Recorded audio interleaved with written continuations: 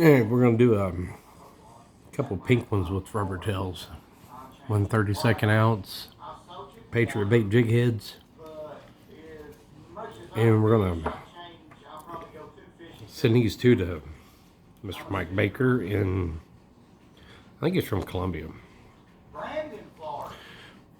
I've been to Brandon. I was raised up in that area. Who is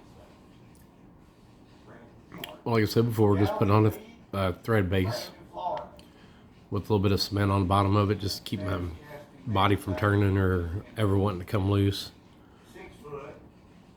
I'll stop right there. Cut that tag end off. And then we're going to use that material for the tail. I like these better than I do the feathers. And the reason why is they got a lot more action. If you're vertical jigging, you could twitch that and get that to move, but the feathers tend to stay right where they are. So if I was casting, if I was tied up somewhere cruising down the bank and I was casting for the crappie, I would probably go with the feather ones. But if I was vertical jigging, I think the rubber tail is the way to go. I like the action in them better. But we're going to put it on the body, on the hook shank, and we're going to tie it all the way down, just like we did. Well, just like we do with all of them. Put a good tight layer of thread right there. Come all the way back up the head and come down just a little bit.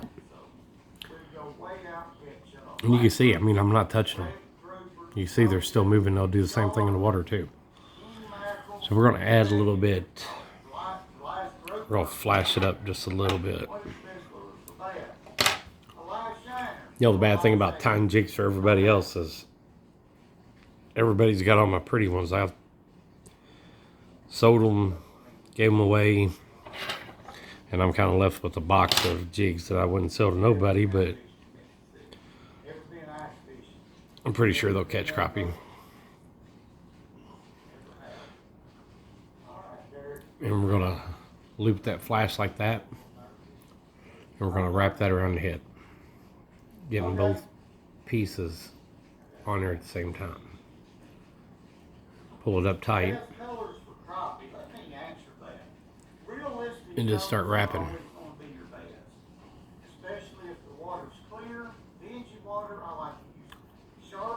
Pulling it all down nice and tight.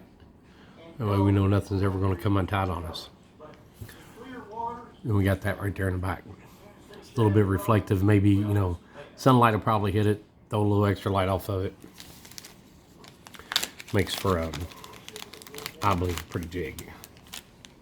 Like I said, I'd fish with it. Alright, so we're going to do pink body. We're going to start with our chenille almost at the head. And we're going to wrap it.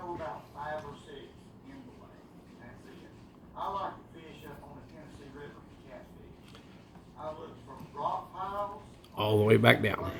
Stop right there at the head. We're going to glue the body down. And it don't take much, just enough to keep it there. Get it all untangled. And start right there where you ended all your, where your thread base and all that ended. And wrap the chenille all the way up to the head, pulling, keeping it tight.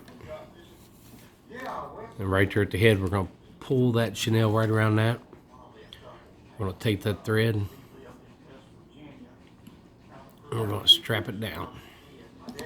And that way, I know that's not going to move. I'm going to drop the glue right there.